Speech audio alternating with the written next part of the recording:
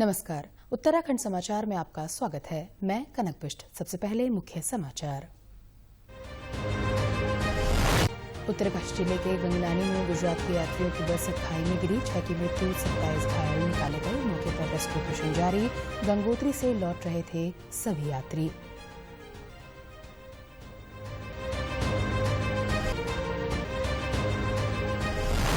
प्रदेश में फिर बदला मौसम का मिजाज। विभाग की ओर से 24 अगस्त तक बारिश का सिलसिला जारी रहने का पूर्वानुमान।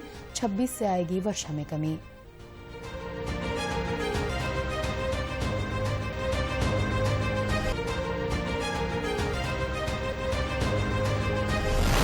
केंद्रीय रक्षा एवं पर्यटन राज्य मंत्री अजय भट्ट ने हल्द्वानी के आपदा प्रभावित क्षेत्रों का किया दौरा।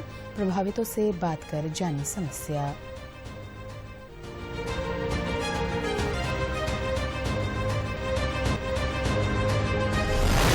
और प्याज की दरों को नियंत्रण में रखने के लिए केंद्र ने उठाए कई ठोस कदम। अतिरिक्त भंडारण को 3 लाख से बढ़ाकर 5 लाख मीट्रिक टन करने का फैसला। उपभोक्ताओं को मिलेगा 25 रुपए किलो। अब समाचार विस्तार से। गंगोत्री राष्ट्रीय राजमार्ग पर आज शाम गंगनानी के नजदीक एक यात्री बस गहरी खाई में जा गिरी। गंगोत्री से उत्तरकाशी की ओर आ रही बस में गुजरात के 33 यात्री सवार बताए गए हैं। इसके अलावा बस चालक और परिचालक भी हैं। घटनास्थल पर डीएम और एसपी रेस्क्यू ऑपरेशन की निगरानी कर रहे हैं। उत्तरकाशी के एसपी अर्पण यदुवंशी ने बताया कि दुर्घटना में 6 यात्रियों की मृत्यु हो गई है, जबकि 27 घायलों को खाई से निकालकर अस्पताल पहुंचाया गया है। एक घायल को निकाले जाने का प्रयास चल रहा है। इसके अतिरिक्त एक यात्री लापता है, जिसकी तलाश की जा रही है। मौके पर एसडीआरएफ, एनडीआरएफ, फायर सर्विस व स्थानीय थाना पुलिस के जवान रेस्क्यू ऑपरेशन में जुटे हैं। 4 बजे डिस्ट्रिक्ट कंट्रोल रूम को एक सूचना मिली कि एक बस है जो कि गंगनानी के समीप दुर्घटनाग्रस्त हो गई है। ये सूचना के तत्काल मिलते ही जो है गंगनानी चौकी, थाना मनेरी की फोर्स और एसडीआरएफ भटवाड़ी जो है मौके पर पहुंचे और तत्काली रेस्क्यू ऑपरेशन जो है चालू किया गया। ये अभी तक की मिली सूचना के अनुसार ये जो बस है ये उत्तराखंड नंबर की बस है, UK 07PA 8585 और यात्री जो है गुजरात के बताए जा रहे हैं। इसमें 35 लोग सवार, अभी तक की सूचना जो मिली है इसमें ये पता चला है कि इसमें ये लोग जो 35 लोग सवार थे इस बस में, जिसमें से 6 की डेड बॉडी जो है रिकवर कर ली गई है। एक घायल जो है वो बस में फंसा हुआ है, उसका रेस्क्यू जारी है। एक मिसिंग है और 27 जो है उनको जो है उत्तरकाशी भेज दिया गया है। वो सभी लोग सुरक्षित हैं और जो है सर्च एंड रेस्क्यू ऑपरेशन जो है अभी स्थानीय police, NDRF, DDRF, fire service और लोकल पुलिस के कोऑर्डिनेटेड ऑपरेशन से चल रहा है। राजधानी देहरादून समेत राज्य में अनेक स्थानों पर आज बादल छाए रहे। कहीं कहीं हल्की बारिश भी हुई। इस बीच मौसम विभाग ने प्रदेश के अधिकांश जिलों में 24 अगस्त तक बारिश होने का पूर्वानुमान व्यक्त किया है। मौसम विज्ञान केंद्र के निदेशक विक्रम सिंह के अनुसार 21-22 अगस्त में बारिश का सिलसिला तेज होगा। कुछ जिलों में इस दौरान भारी बारिश भी होगी। 23 अगस्त को इसमें कमी आने के बाद 24 अगस्त को बारिश का दायरा फिर से बढ़ेगा। हालांकि 26 अगस्त से बारिश से थोड़ी राहत मिलने की उम्मीद है। जब 21 तारीख में जा रहे हैं तो एक्टिविटी बढ़ेगी। 21 को आप ये कह सकते हैं कि ज्यादातर जगहों में बारिश मिलेगी, हल्की से मध्यम। और जहां तक भारी से बहुत भारी वर्षा की बात है तो उसमें हमने अभी देहरादून, पौड़ी, इसी तरह नैनीताल, चंपावत और बागेश्वर को रखा है। और जहां तक भारी बारिश की बात है तो उसमें हरिद्वार है या फिर पिथौरागढ़ है, चमोली है या टेहरी है, इनको भी रखा गया है। इसी तरह की एक्टिविटी करीब 22 को भी रहेगी, बल्कि थोड़ा बढ़ोतरी ही रहेगी 22 को। और 23 को जब आप जाते हैं तो 23 में एक्टिविटी कम हो जाएगी। 24 में लेकिन फिर से जो थंडरस्टॉर्म एक्टिविटी है थोड़ा सीवियर रहेंगी और डिस्ट्रीब्यूशन भी जो खासकर हमारा जो फुटिल से लगे हुए डिस्ट्रिक्ट है उसमें अच्छा रहेगा। ज्यादातर जगहों में बारिश मिलनी चाहिए उसमें। वहीं प्रदेश में अतिवृष्टि से अब तक 78 लोगों की मौत और 47 लोग घायल हुए हैं, जबकि 18 लोग लापता हैं। राज्य आपदा परिचालन केंद्र के अनुसार पर्वतीय अंचल में भूस्खलन से लगभग 200 सड़कें अवरुद्ध हैं, जिन्हें खोलने का कार्य युद्ध स्तर पर जारी है। केंद्रीय रक्षा एवं पर्यटन राज्य मंत्री अजय भट्ट ने आज अपने संसदीय क्षेत्र में आपदा प्रभावित क्षेत्रों का निरीक्षण किया। केंद्रीय राज्य मंत्री नैनीताल जिले के हल्द्वानी से सटे आपदाग्रस्त क्षेत्र दमाढूंगा, काठगोदाम और शीश महल पहुंचे। उन्होंने आपदा प्रभावितों से बात की और उनकी समस्याओं के बारे में जानकारी ली। वहीं कलसिया और रसकिया नाले में आए उफान से लोगों के घरों को नुकसान हुआ है। कई घर कटान होने से बह गए, जबकि मकान नाले की ओर लटके हैं। प्रशासन ने 40 परिवारों को राहत राशि बांटी है। कई मकान पूरी तरह बह गए हैं, लोगों को परेशानियां हो रही हैं, बिजली के तार लटक रहे हैं। वो सारे हमने एक 14 सदस्यों की एक समिति बना दी है। जिलाधिकारी खुद यहाँ आए थे, तो उसमें फॉरेस्ट भी होगा, एक्शन होंगे हर डिपार्टमेंट के। हम कैसे इसको ठीक करें, डीसिल्टिंग करानी बहुत जरूरी है, क्योंकि नदियां भर गई हैं और वो अगल बगल को मार रही हैं, अपना रास्ता बदल रही हैं। अब चूंकि ये पूरा आबादी क्षेत्र है, आबादी क्षेत्र में अपने लोगों को बचाना हमारी पहले प्राथमिकता है। इसी माह में हुई भारी बारिश के कारण कोटद्वार भाबर क्षेत्र में काफी नुकसान हुआ है। जनहानि के साथ साथ कई मकान ढह गए और कई नदियों में बह गए। कृषि भूमि और पुलों को भी क्षति पहुंची है। यहां के लोगों का कहना है कि साल 2017 में इसी प्रकार बाढ़ के हालात बने थे, जिसका मुख्य कारण अतिक्रमण है। पर्यावरण के क्षेत्र में अध्ययन करने वाली एक संस्था के निदेशक पद्मेश बुडाकोटी कहते हैं कि कोटद्वार को बाढ़ से बचाने के लिए नदी नालों के मुहानों को खाली कराया जाना जरूरी है। वहीं जिला पंचायत के पूर्व अध्यक्ष दिनेश चंद्र बलोदी भी नदी नालों पर अवैध कब्जों को समस्या की वजह बताते हुए इन्हें हटाना जरूरी मानते हैं। तो यहाँ पर यह है कि हम प्राकृतिक चीजों को बदल नहीं सकते, लेकिन जो मानवजन्य जो हम इस तरह की परिस्थितियां क्रिएट कर रहे हैं उसको हम ठीक कर सकते हैं, सुधार कर सकते हैं। ये उपाय हम कर सकते हैं। पहली बात ये कि नदी नालों को हम अतिक्रमण से मुक्त कराएं और उनका जो स्वाभाविक जो पूर्व का उनका जो मार्ग था उस मार्ग को बिल्कुल खाली कर दें, बिल्कुल छोड़ दें, तो नदी आएगी और आगे बढ़ जाएगी। जहाँ कहीं भी ये आपदाएं आ रही हैं और नुकसान हो रहा है, वहाँ अधिकांश केसेस में केवल अतिक्रमण ही इसके लिए जिम्मेदार है। उन्हीं लोगों का नुकसान हो रहा है ज़्यादा, जिन्होंने नदी नालों को घेर रखा है या उसके अगल बगल जो किनारे हैं उनको घेर रखा है, तो स्वाभाविक है कि उन्हीं का ज़्यादा नुकसान होगा। क्षेत्रीय विधायक व विधानसभा अध्यक्ष रितु खंडूरी का भी कहना है कि नदी नालों पर अतिक्रमण है। नदी नाले अपना पुराना स्वरूप ले रहे हैं। वहीं नगर आयुक्त वैभव गुप्ता बताते हैं कि सैकड़ों की संख्या में अतिक्रमणकारी बसे हुए हैं, जबकि एसडीएम सोहन सिंह सैनी का कहना है कि विभिन्न विभागों को अवैध कब्जे हटाने के निर्देश दिए गए हैं। बहुत से ऐसी जगह हैं, बहुत से ऐसे इलाके हैं जहां पर नालों में घर बने हुए हैं, नदियों के बिल्कुल कोनों पे बगल में घर बने हुए हैं और अतिक्रमण हुआ है।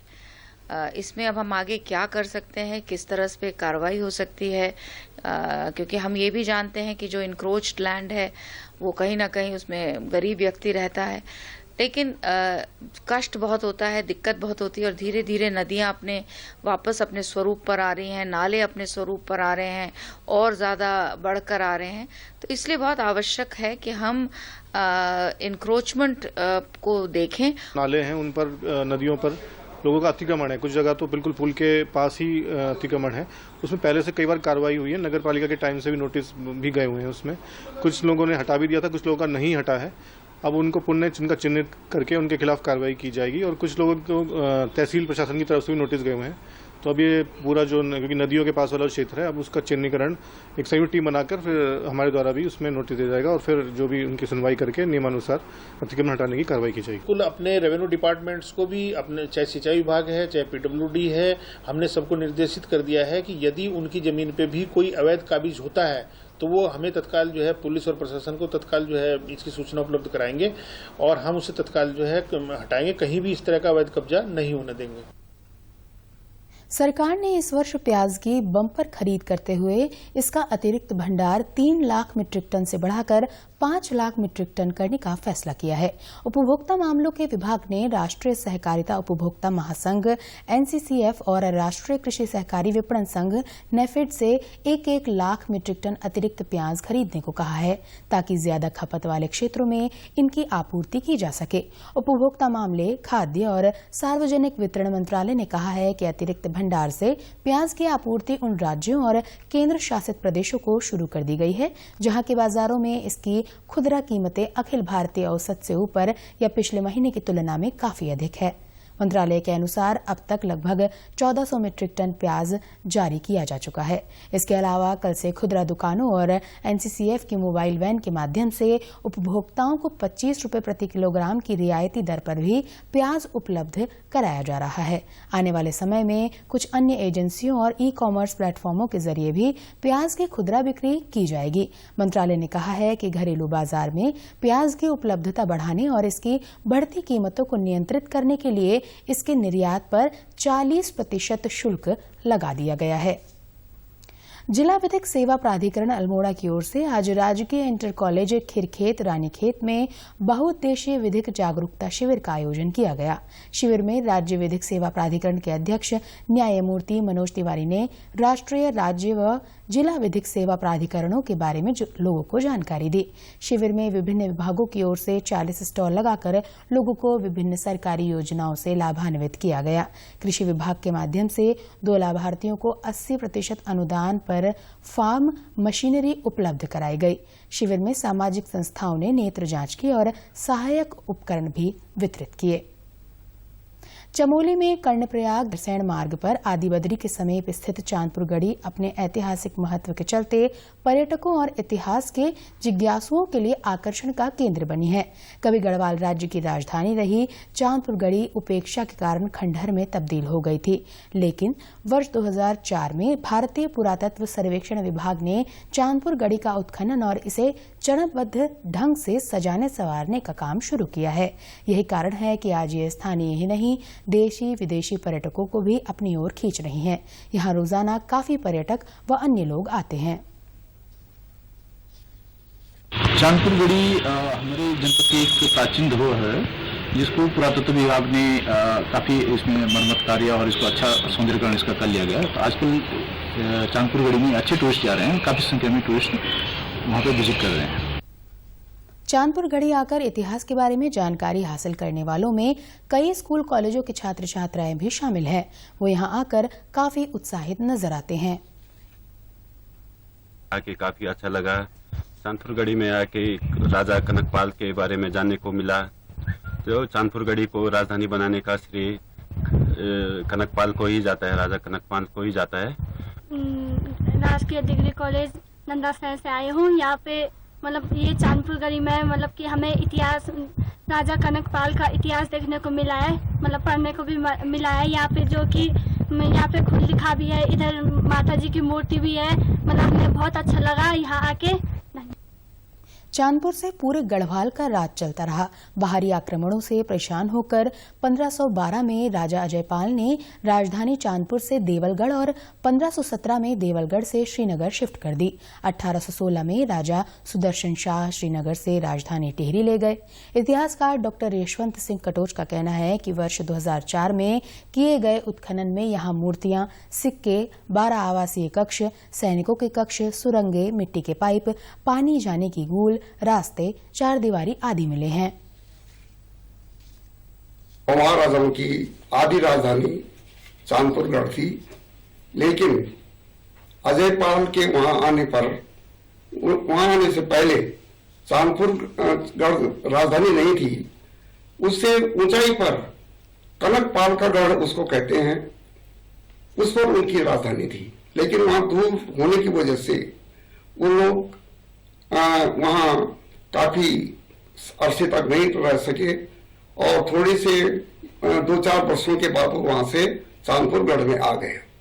चांदपुर गढ़ जो है प्राचीन मार्ग पर है। इस प्राचीन मार्ग, ये जो मार्ग था, ये द्वाराहाट से, कुमाऊं से और होते हुए आठ बदरी और चांदपुर गढ़ होते हुए और सिमली में उतरता। भारतीय अंतरिक्ष अनुसंधान संगठन इसरो का महत्वाकांक्षी अभियान चंद्रयान-3 बुधवार को शाम लगभग 6:04 पर चंद्रमा की सतह पर उतरेगा। इसरो के अनुसार 23 अगस्त को शाम 5:27 पर इस ऐतिहासिक घटना को उसकी वेबसाइट, आधिकारिक यूट्यूब चैनल और फेसबुक पेज पर तथा डीडी नेशनल पर सीधे देखा जा सकेगा। इससे पहले आज सुबह इसरो ने जानकारी दी कि चंद्रयान-3 के लैंडर मॉड्यूल, जिसमें लैंडर विक्रम और रोवर प्रज्ञान शामिल हैं, सफलतापूर्वक चंद्रमा की कक्षा की ओर आगे बढ़ रहा है और चंद्रमा से इसकी अधिकतम दूरी अब 134 किलोमीटर रह गई है। यान के चंद्रमा के दक्षिणी ध्रुव पर सफलतापूर्वक उतरने से भारतीय उपलब्धि हासिल करने वाला दुनिया का चौथा देश बन जाएगा। उत्तराखंड समाचारों में फिलहाल इतना ही। नमस्कार।